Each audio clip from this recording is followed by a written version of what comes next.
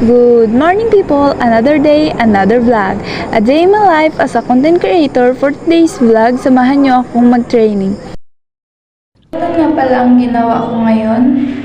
Pagtapos ko ng cook ay nag-stretching na ako at reels. Pagkatapos ng training ay bumalik na ako sa dorm. Nagbihis na nga rin pala ako dahil may orientation kami ngayon. Naglakad na kami papunta sa sentrum. ROTC nga pala ang napili namin. Sa harap nga pala kami nagpakilala. Pagkatapos ng orientation ay nagbihis na ako dahil pupunta ako sa Aguilar. Birthday nga pala ngayon ni Mami. Tumulong na rin ako magbalat ng patatas. Pagkatapos ko ay kumain na ako ng ice cream. May online class nga pala kami ngayon. Pagkatapos ng online class ay tumulong na ako mag-ayos ng gagamitin na perfume.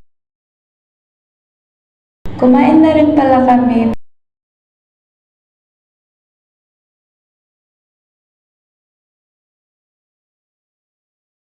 Pagkatapos ko kumain ay nagmotor muna kami ng mga pinsan ko. Hinatid na rin pala namin si tita sa bahay nila.